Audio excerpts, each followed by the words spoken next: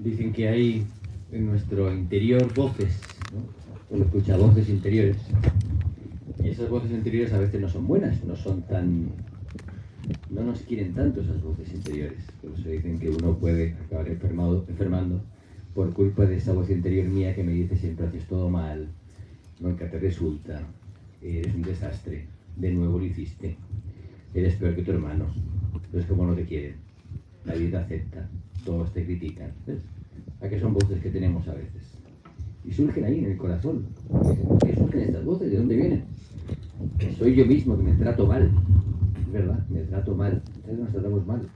Y por eso siempre dicen los psicólogos, ¿no?, que tenemos que tener pensamientos o frases interiores positivas, que nos enaltezcan, que nos cambien, que nos digan cosas bonitas, que nos digan cosas buenas. Ya el mundo nos dice bastante cosas malas como para que nosotros nos digamos también cosas peores. Y a veces lo hacemos, nos dejamos llevar por esa voz interior. Y por eso nos surge la pregunta, bueno, ¿quién habita en mi interior como para que surjan esas voces interiores? ¿Quién vive en mi interior? Si realmente yo me sintiera habitado por Dios, hasta las entrañas, sintiera que Dios habita en mí.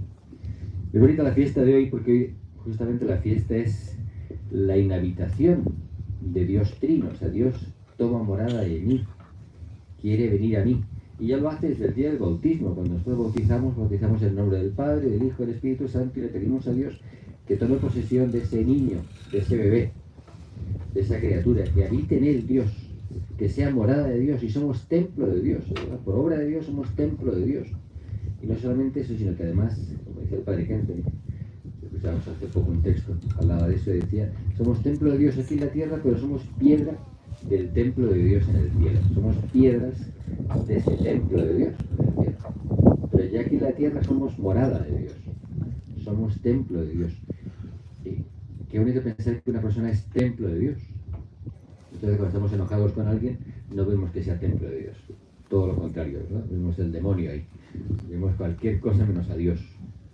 Pero todos tenemos vocación de ser templo de Dios. Estamos llamados a que Dios habite en mí, tome posesión de mí, tome morada en mí, se haga presente en mi corazón, domine mis intenciones, domine mis pensamientos. Que Dios lo que me diga sea positivo, sea sagrado. Pero yo puedo evitar que Dios venga. Claro que sí, puedo poner barreras, puedo alejarlo de mí. Nosotros en Shasta hablamos mucho de ser santuario, un santuario corazón donde esté Dios presente, donde esté María presente. Pero yo puedo poner una barrera, puedo echar a Dios, alejarlo. Porque Dios nunca me fuerza, Dios no me obliga. Dios no, es verdad que atravesará mis paredes, incluso aunque yo me oponga, pero si lo alejo, si lo niego, si le cierro la puerta, Él espera. Y esa frase del Apocalipsis pues nos muestra cómo es Dios. Estoy a la puerta y llamo. El que quiera entrar y abrirme, yo entraré y comeré con él. Esa imagen tan bonita, ¿no? Ese es Dios. Un Dios que está esperando a que yo le abra la puerta. Está llamando a la puerta de mi casa y yo muchas veces me niego a que entre, porque estoy enojado, porque estoy triste, porque estoy empecatado, porque estoy lejos de Dios, porque tengo el corazón lleno de pensamientos, de sentimientos malos que me quitan la paz. No tengo paz, entonces ahí no dejo que Dios entre, le cierro la puerta. Por eso en esta fiesta volvemos a mirar a Dios y le pido, Señor, yo quiero que habites en mí.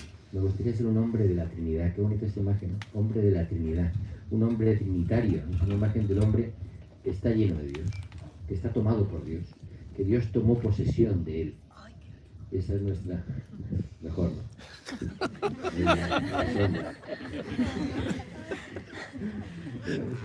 Queremos que Dios tome posesión de nosotros en este lugar. Queremos venir aquí al santuario para que María tome posesión de nuestra vida, para que sea dueña, para que se haga presente en nuestra vida. Y sentimos qué cosas son las que me alejan de Dios. Qué cosas hay en mi día a día que evitan que yo tenga a Dios presente. Muchas veces nos confesamos de no cumplir el primer mandamiento, amar a Dios sobre todas las cosas. Es verdad, porque no lo amo con todo el corazón, no lo pongo en el centro de mi vida, no es Él el que domina mi camino y mi historia, no tomo las decisiones con Él, no encuentro la paz en Él. Muchas veces cuando estamos cansados, ¿dónde buscamos la paz? En el celular. ¿Y el celular qué hace? Quitarnos la paz. Curioso, ¿verdad? Buscamos la paz en el celular y nos quita la paz el celular. Estamos cansados y estresados, ¿qué hacemos? El celular. Pero el celular no nos descansa, nos intranquiliza, porque siempre hay cosas ahí que nos perturban, o escuchamos, leemos, vemos y nos vienen pensamientos asociados y nos quitan la paz. No buscamos nunca la paz en nuestro interior, no buscamos la paz en el silencio, no buscamos la paz en el templo del Dios que es mi alma, no busco la paz haciendo silencio, callándome, quedándome quieto, contemplando, no busco la paz ahí. La busco de mil maneras, menos ahí. La busco en otras cosas, incluso a veces pueden ser ya adicciones que nos quitan la paz de forma definitiva y no nos permiten dejar que Dios habite en mí. ¿Quién habita en mi corazón? ¿Quién toma las decisiones mías? A veces las tomamos llevados por la rabia, por el enojo, por la envidia, por el egoísmo. Esos son los sentimientos que a veces dominan en nuestro corazón. No tanto Dios, que me ayuda a desear el bien. No es el sentimiento de gratitud el que habita en mi corazón todos los días. Ojalá fuera la gratitud, ¿verdad? Porque uno cuando está agradecido está feliz. Y uno cuando está agradecido es positivo y mira a los demás bien porque está agradecido. Porque no tiene ni quejas, ni está amargado, ni está enojado con el mundo. Está agradecido. Vivir agradecidos es propio de la persona que es templo de la Trinidad, que es templo de Dios. La imagen de la Trinidad igual a veces nos confunde, pero cuando uno piensa en la Trinidad, piensa en cómo se manifestó la Trinidad en la historia.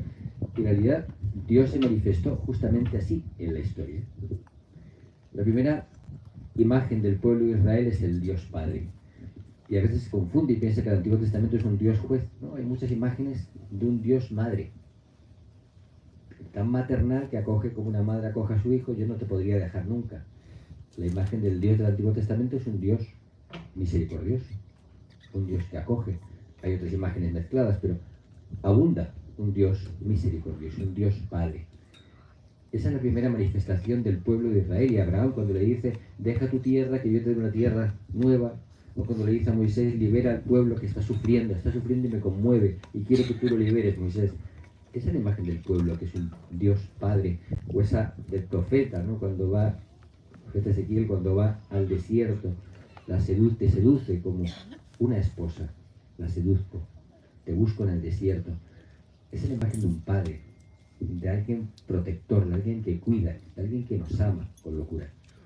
Esa es la imagen de Dios que tenía a la Virgen María en su corazón, cuando vino el ángel. Ese Dios que ha puesto tu mirada en ti, porque te ama, por misericordia.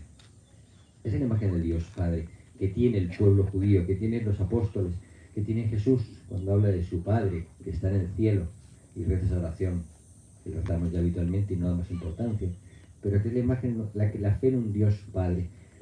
Y hoy pensamos, ¿cuál es mi imagen de Dios? ¿Mi imagen de Dios es un Dios Padre? Yo creo que Dios es un Padre misericordioso que me busca, que me protege, que me acompaña, que me está esperando aquí. O pienso que es un Dios juez que está mirando a ver cuándo delinco, cometo un pecado, falta misa y ya para el hacha, para cortarme en dos. Tenemos a veces esa imagen del Dios. Nos hemos quedado en la imagen de algunas imágenes del Antiguo Testamento que hablan de ese Dios juez. Pero nos hemos olvidado del Dios misericordioso, del Dios papá, del Dios que es mamá, que me abraza como un hijo, como una mamá jamás podría olvidarse de su hijo. ¿Cómo iba a olvidar yo de ti? Esa es la imagen de Dios que nos transmite el Antiguo Testamento, que nos transmite Jesús. Es que Dios te ama con locura. Es que Dios ama a Jesús en el Jordán y dice, este es mi hijo predilecto, lo ama en el Tabor, escúchenle. Ese es el Dios que yo quisiera tener en mi corazón grabado. Pero muchas veces la primera imagen de Dios que tengo es la de mis papás. Y si mis papás no eran precisamente misericordiosos, o no me trataron bien, o fueron demasiado estrictos o jueces, ¿cuál es la imagen de Dios que tengo? Mis papás. Es la realidad. La imagen de Dios que tenemos es la de mis papás. Para bien y para mal. No es culpa de ellos, claro, porque uno no nace sabiendo ser papá, sino que aprende a fuerza de golpes. Pero es la vida. Tenemos la imagen de Dios de mis papás. La mano de mi madre, la imagen de mi padre. Ese es el Dios que tenemos. Ese es mi Dios. ¿Cómo es la imagen de Dios que tengo? ¿Cómo puedo purificar incluso esa imagen de Dios que a lo mejor no es la que yo quisiera? ¿Cómo puedo tener experiencias de Dios diferentes que me ayuden a sanar esa imagen de Dios negativa que puedo tener? Hoy la Trinidad, el día de la Trinidad, pues pensamos en eso. ¿Dónde está ese Dios misericordioso que se abaja, que me busca, que amaba a Jesús hasta el extremo, que no fue un Dios que mandó a su hijo a matar, no, si lo amaba como una madre ama a su hijo, no podría soltarlo. Y Dios entonces se hace carne, el Verbo se hace carne, la segunda persona de la Trinidad, el Verbo se hace carne en Jesús. Y se nos muestra, se nos revela el rostro de Jesús. ¿Cuál es el rostro de Jesús? Nos lleva el rostro del Padre, porque Padre e Hijo están tan unidos, son una misma, esa misma Trinidad, forman parte de esa Trinidad. Tres personas, un solo Dios. Ese es el Dios que se manifiesta en un hombre capaz de amar hasta el extremo, capaz de ser misericordioso, capaz de mostrar el rostro del Padre. Quien me ha visto a mí, ha visto al Padre, le decía a Felipe. Es verdad, ese Jesús que es misericordia, ese Jesús que se abaja ante el que sufre, ante el niño. Y nosotros nos hemos enamorado de Jesús, todos los que estamos aquí nos hemos enamorado de Él. Y por eso estamos aquí, y por eso le seguimos, y por eso comulgamos, y por eso la Eucaristía se convierte en nuestro alimento diario, porque es amar a Jesús. Cuando uno ama a Jesús, quiere estar con Él. Y como amamos a Jesús, es la experiencia vital en nuestro corazón. ¿Quién es Jesús en mi vida?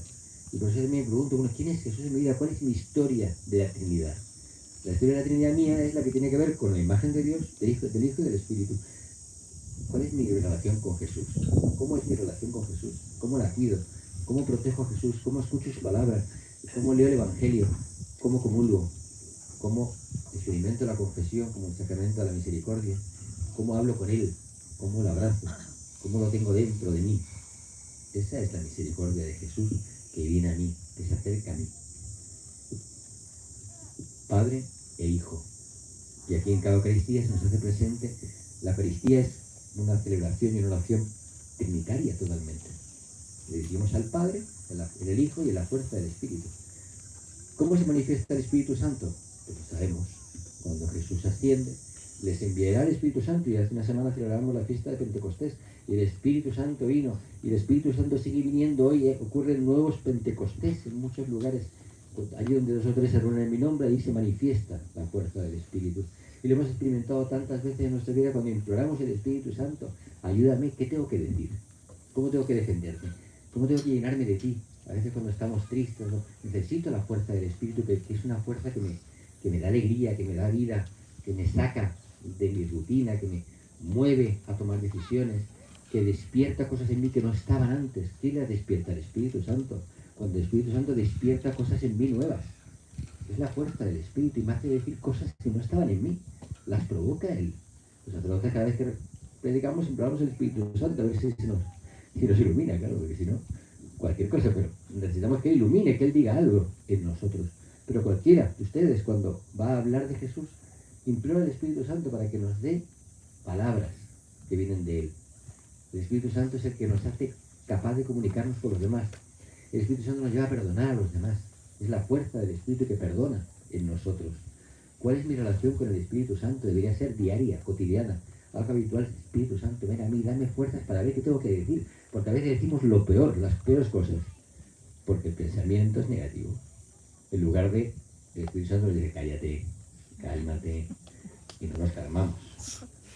Porque cuando estamos cuesta abajo, es muy difícil calmarse, ¿no? Pero el Espíritu Santo me ayuda a calmarme, me da paz. El Espíritu Santo me pone palabras sabias en mí. ¿Qué le puedo decir a esta persona? ¿Cómo le puedo aconsejar? ¿Qué puedo decir ahora? A lo mejor no digo nada o digo algo. Y lo que digo será bueno, será constructivo, le ayudará. Si viene del Espíritu Santo será bueno. Si viene de Dios es bueno. Y necesitamos el Espíritu Santo cada día, lo imploramos cada día. Ven a mí para saber qué tengo que hacer, qué tengo que decir, qué decisión tomar. Por eso el pueblo de Dios y la Iglesia no hace una reflexión teórica de la Trinidad, sino que tiene una vivencia de la Trinidad y dice, es que Dios es trino. Es que Dios se manifiesta en la bondad y misericordia del Padre, se manifiesta en el Hijo que dio su vida por amor, se manifiesta en el Espíritu Santo que hace posible la Iglesia y los sacramentos y la vida que fluye día a día. ¿Cómo no voy a creer en la Trinidad si se hace carne, se hace obra en mi corazón? ¿Cómo no voy a creer en la Trinidad que está en mí y yo soy templo de la Trinidad? No es algo teórico, es real, es muy concreto y es historia. ¿Cuál es mi experiencia de Trinidad?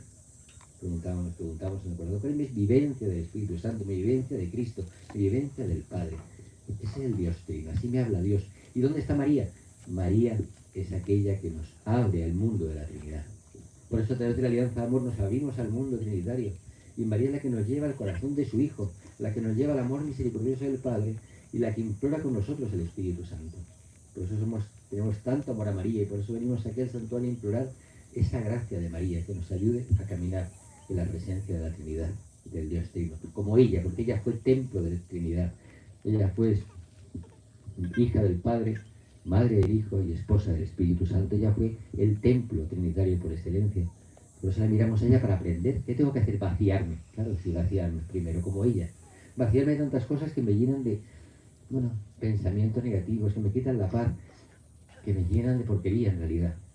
Vaciarme para hacerme más pobre, más vacío y más necesitado de Dios Trino. Y cuando me vacío y cuando imploro, cuando pido, Dios viene a mí y Dios me llena.